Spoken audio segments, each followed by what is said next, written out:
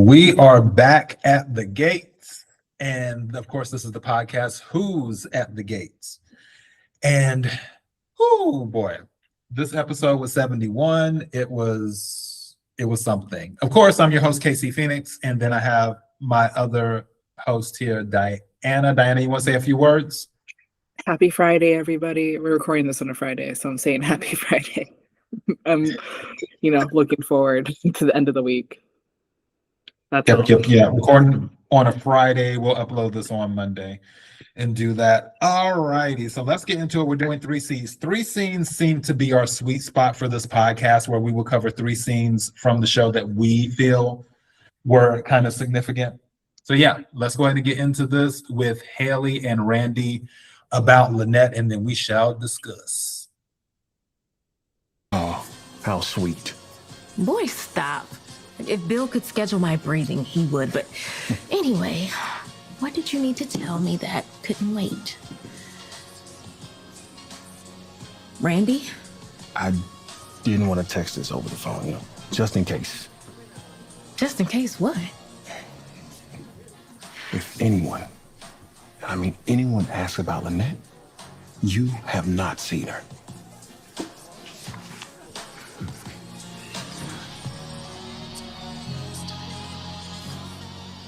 That's hers. So, wait, does this mean? The less you know, the better. Okay. Is she really gone? For good this time.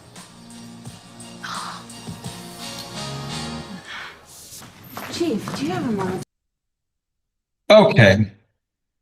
First, let's talk about this horrible music that is so out of place before we go into anything else. CBS, Paramount, I need for you to call me. I have connections to some of the most prestigious music production houses in the world. Literal connections, as in I do business with them constantly.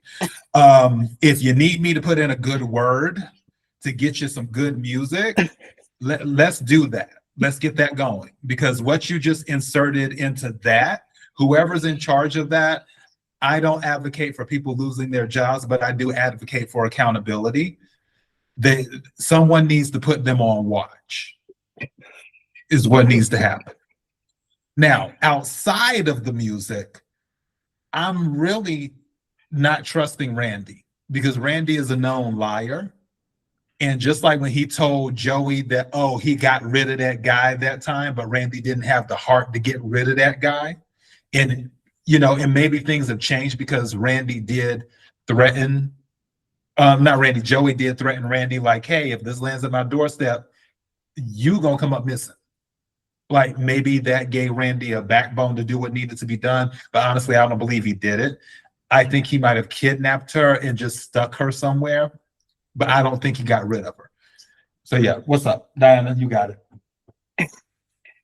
They don't really use music on these shows, but some of them have been bops. I mean, there's 1 or 2 where I've been trying to Shazam it.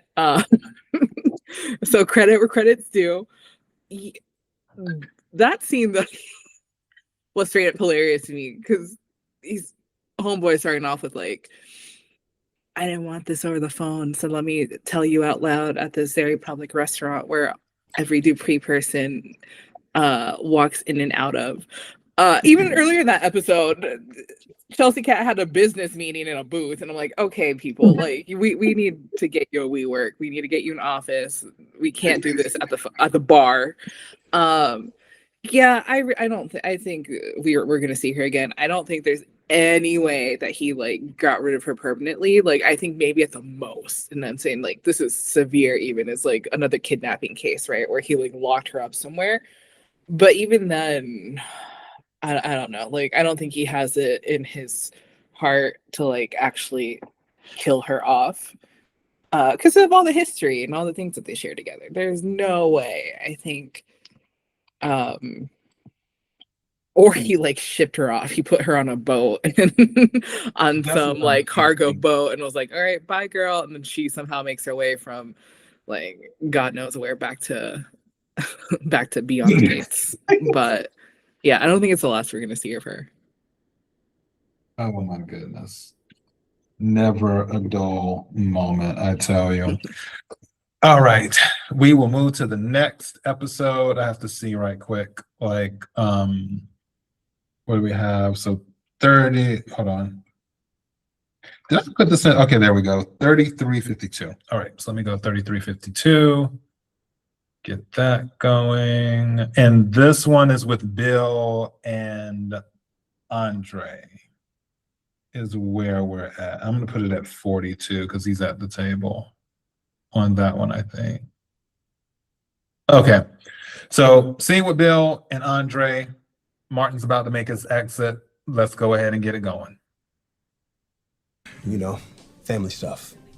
I'm not in the mood for breakfast anymore. Seems I've lost my appetite. Well, are you still down for the golf game? My guys are already here. Yeah, let's go say hey. Cool. You know, actually, you go ahead and introduce yourself first. I'll just be a minute.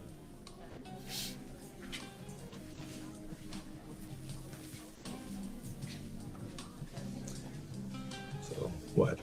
You need me to sign your permission slip before recess starts? That's funny. Yeah, I heard about the slip you made. Calling Dani baby? Well, first off, I don't recall saying that. And if I did, old habits die hard. I'm not stressing over it. You know, I get it. You guys were married for decades. Then what's this about? Just so we're clear, you know? Man to man. I'm the only one who gets to call her baby now. You have a good day, old school.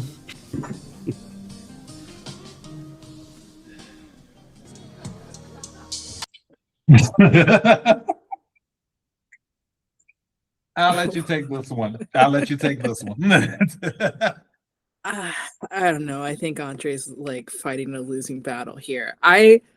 He's out of all the like men in the show in terms of couples, he's probably one of my favorites because he is a very loyal person. Like he stands up for Dani, he supports her, he does everything for her, and then here comes Bill, and Dani's still kind of wants to play these games with him. I'm glad that he stood up for himself, I guess. I was thinking like if Bill could have his cake and eat it too, he'd probably be married to both him, to Hayley and Dani at this point. But I don't know. What did you think? That Andre is nervous. That is what I believe. He's standing by Dani, and he knows that Dani loves him and that he loves her.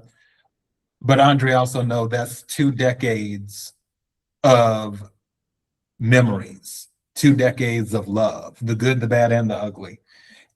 And it's hard to stand up to that when they haven't even been married a year yet. Dani and Andre haven't even been married a year yet. So it's kind of like, okay, you're still finding your footing. And yes, Andre has been that one that has held Dani up and been Dani's rock throughout her hard times surviving Bill. At the same time, there's still that piece of Dani that wants Bill to do what he should have done at the beginning, loved her as she is, and appreciate her for who she is. And there was a time where Bill, cherished Dani, worshiped Dani, but things just changed over time. And Dani wanted the old Bill back. And I believe that when Bill has those moments where he calls her baby or where he gives her a hug that lasts a little too long, and all of these other interactions that she has with him, she's getting pieces of what she wanted in the marriage. And it's hard for her to let that go. I hope she doesn't screw it up. I really hope she doesn't screw it up. Same. I think this is I was kind of on the relationship in the beginning, but now I feel like this is probably like the best thing that could have happened to her. Yeah. Even though it's like kind of a thing of convenience for both of them, but I think they both just help each other out. So I hope she doesn't break his heart. I really do. I'm just like, please don't do that to me, Dani. Like, she's the one. I've been fighting for her since day one, so I really hope she doesn't turn into that kind of person. Because at first it was justice for Dani. We don't want it to turn into justice for Andre. I don't know. Don't make me do that. And his, I'm gonna take you to Paris ass. Like I can't. Yeah, I but can't. if it doesn't work out, we know who's going to be in the wings waiting to pick up Andre's pieces. Ugh.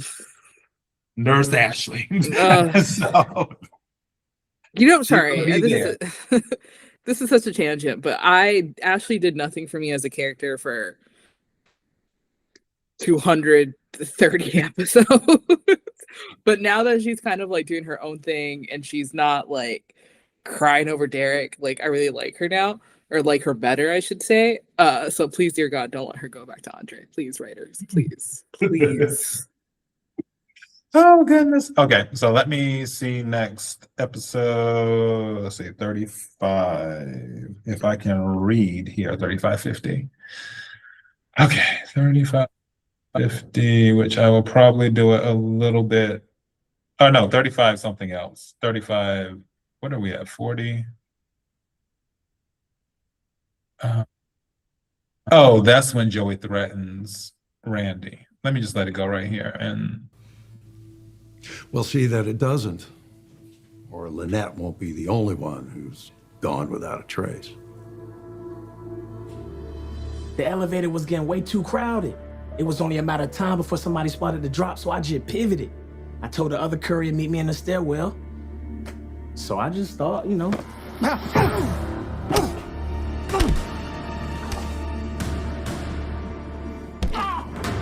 You don't get paid to think.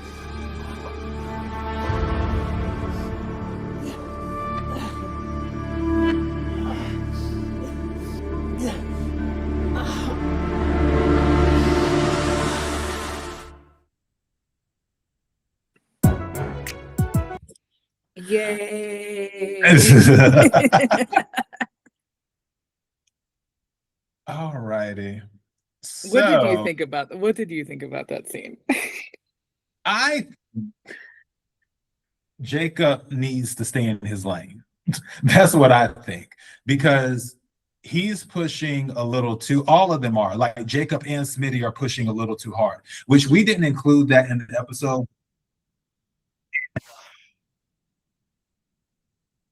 Oh no, I lost you. Wait, oh, you know what it was?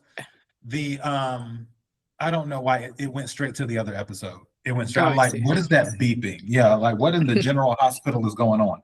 So now with the whole Nicole thing, which was in the episode, where Nicole was sort of asking Martin, like, hey, do you know what Smitty's working on? And how Martin's saying, oh, Smitty will do anything for the story and this and that. Nicole knows what's up.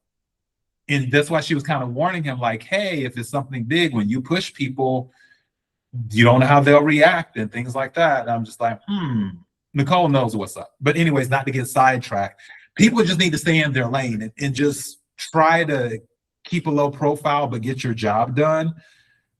Because if old boy was telling him, what's the name, Christian or whoever, the one who Ashley's dating, the lab technician. Oh, Grayson or something. Grayson. I don't know why I was calling him Christian. Grayson. So with her dating Grayson, he was pushing Grayson to do it at a different location. Grayson is telling him, like, no, the person doesn't want to do that. But he keeps on pushing.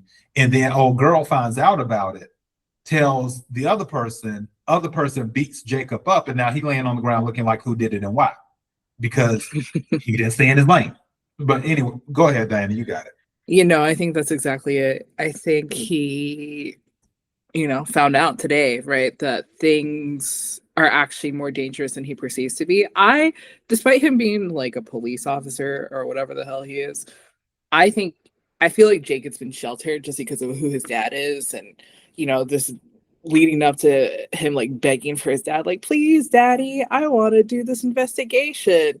And his dad being like, it's too dangerous, son. Like, I think this was a dose of reality for him. I hope to God it is. So that way it's not like, I don't know, amateur hour here in terms of detective. Well, both their egos are in it. That's the thing. Jacob's ego is in it because he wants to prove himself to his father and everybody else, because he is his father's son. He already knows that everyone feels like he's been handed something. And then with Smitty, because Smitty put his career on the back burner for Martin all those years to help raise the kids, Smitty has something to prove, be like, I'm a real reporter. Like, I have a real career. I'm not just some stay-at-home dad who takes care of kids or goes to soccer games or plays, children plays or whatever. Like, I had a career before my husband in Congress type thing. So both their egos are in it. Yeah, unfortunately for the citizens of DC. Yeah, I just think I think he needs to move more carefully. I think he's used to running things or not being questioned because he's a police officer, but he doesn't run the show here. He has no power here. And that is definitely a blow to your ego when you realize like you're at another person's mercy and you can't control the situation as much as you'd like. Even something so small, right, as to like change the location, right? Like he can't even do that without getting his ass beat. So he's got to be more careful. Yeah, like one of my favorite tarot readers says, got to be more careful. That's how she said it. It's so funny. Okay. Definitely, it was awesome doing this episode. We will be back next week, of course, as long as our channel is still up, which it will, because if Paramount or CBS, if you hear this, like, it's fair use. We're having fair use issues right now.